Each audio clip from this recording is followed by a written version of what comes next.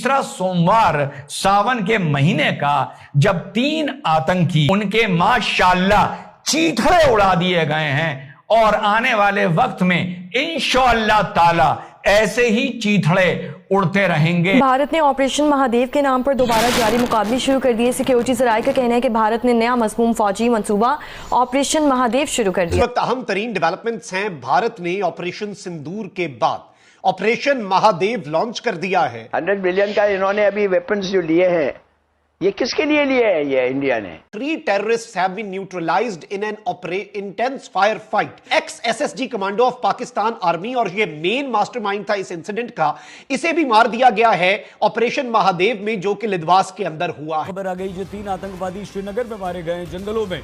सेना का बयान आ गया है और सेना ने इस बात की पुष्टि कर दी कि हमने 3 आतंकवादियों को मार दिया। और इस ऑपरेशन महादेव में वो इंतहाई तशवीशनाक और इंतहाई खतरनाक है। बात पाकिस्तान पर स्ट्राइक और पाकिस्तान की अफवाज के, पाकिस्तान के एसएसजी के एक कमांडो को मारने तक जा पहुंची। 4 गुना ज्यादा फौज, 6 गुना ज्यादा एयरफोर्स, 8 गुना ज्यादा नेवी। क्या ये फोर्स को हम रेजिस्ट कर सकते आज हैं? तो महादेव, वैसे ही महादेव जी का मंथ चल रहा है सावन, और अभी सावन शिवरात्रि भी गई है और सावन के अंदर भारतीय सेना ने ऑपरेशन महादेव कर दिया। इस वक्त भारतीय मीडिया जश्न मना रहा है। महादेव ऑपरेशन था, ऑपरेशन महादेव शुरू हुआ। किस लिए भाई? ये तो पाकिस्तान के लिए लिया है। इसके लिए पाकिस्तान से अब ऐसी कीमत वसूली जाएगी जो उसके लिए नाकाबिले बर्दाश्त हो। 3 पाकिस्तानी आतंकी जो पहलगाम हिंसा में भी शामिल थे, उन आतंकियों को भारतीय सेना ने श्रीनगर के अंदर ढेर कर दिया। नमस्ते दोस्तों, जय हिंद एंड स्वागत है आपका हमारे YouTube चैनल पर। तो दोस्तों, भारत की सेना को एक बड़ी सफलता हासिल हुई है। भारतीय सेना ने पहलगाम हमले में शामिल आतंकियों को उनके अंजाम तक पहुंचा दिया है, जिसमें लश्कर ए तैयबा का खूंखार कमांडर हाशिम मूसा भी शामिल था। ऑपरेशन महादेव के तहत श्रीनगर के लिडवास इलाके में 3 आतंकियों को मार गिराया गया, जो पहलगाम हमले के गुनहगार हैं। ये ऑपरेशन 22 अप्रैल 2025 को पहलगाम में हुए खूनी हमले के 96 दिन बाद चला, जिसमें 26 बेकसूर पर्यटकों की जान गई थी। मारे गए आतंकियों के पास से अमेरिकी M4 कार्बाइन और AK-47 जैसे खतरनाक हथियार मिले हैं। साथ ही भारी मात्रा में गोला बारूद बरामद किए गए हैं।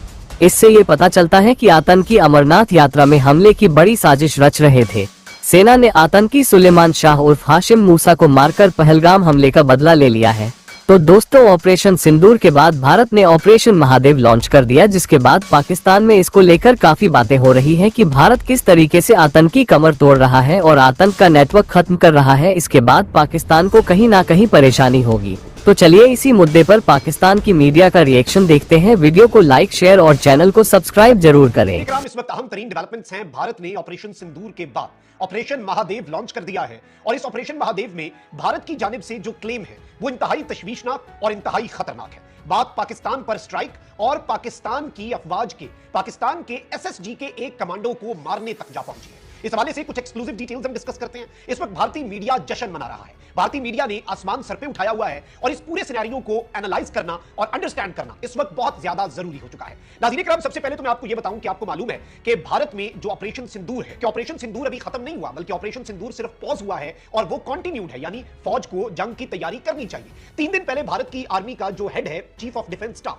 वो ये स्टेटमेंट देता है कि जी फौज तैयार रहे क्योंकि ऑपरेशन सिंदूर जारी है। उसके बाद अब ये जो इंसिडेंट है, ये अनाउंस करते हैं कि जी हमने ऑपरेशन महादेव लॉन्च कर दिया है। भारत की जो आर्मी है उसकी चिनार कोर है, मुख्तलिफ कोर्स होती हैं, उसमें से एक कोर है जिसका नाम है चिनार कोर। अब नाज़रीन इकराम, इसमें ये कहते हैं कि ऑपरेशन महादेव की अपडेट दी और कहते हैं कि 3 terrorists have been neutralized in an intense fire fight, यानी फायरिंग का बड़ा शदीद तरीन तबादला हुआ और 3 दहशतगर्द जो हैं वो हमने मार दिए हैं, न्यूट्रलाइज कर दिए हैं। Operation continues. This is the only information जो प्रोवाइड की गई थी इंडियन आर्मी की तरफ से। आखिर 22 अप्रैल के जो पहलगांव में जो आतंकी थे, जो हरामजादे थे, वो ऊपर पहुंचा दिए गए हैं। जो बड़ी पक्की खबर अभी रिपोर्ट से आ रही है, जिसमें मूसा और सुलेमान की मारे जाने की खबर है।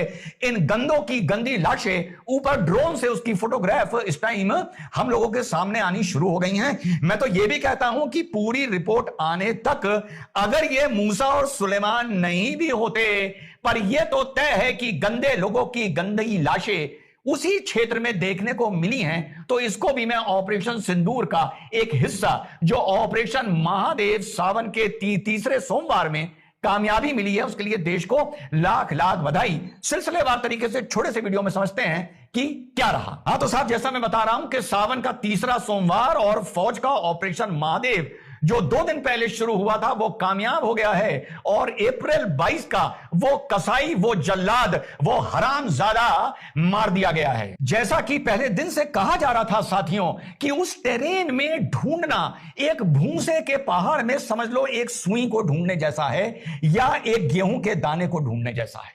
उस टेरेन में आपको नीचे से आते हुए दूर बैठा 500-700 मीटर दूर बैठा आदमी अपने टनल के अंदर से, अपनी गुफा के अंदर से, अपने छोटे से पॉटहोल के अंदर से आपको आराम से देख सकता है। और जब तक आप उसके पास आए, वो थोड़ी सी भी अगर अपनी लोकेशन बदल दे तो आप उसके क्रॉस करके निकल जाएंगे और आपको पता नहीं चलेगा। उधर पार्लियामेंट में ऑपरेशन सिंदूर को लेकर बहस चल रही है, जुबानी बहस चल रही है, और इधर फौज ने, जो फौज को 2 दिन पहले एक इंटरसेप्ट मिला था, उसके बाद तत्काल ऑपरेशन महादेव शुरू किया गया।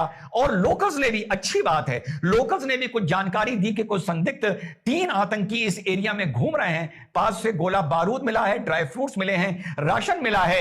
तो उधर जुबानी जंग चल रही है और इधर फौज की जो उनकी AK-47 की नाल है वो इन आतंकियों पर उसी टाइम आग उगल रही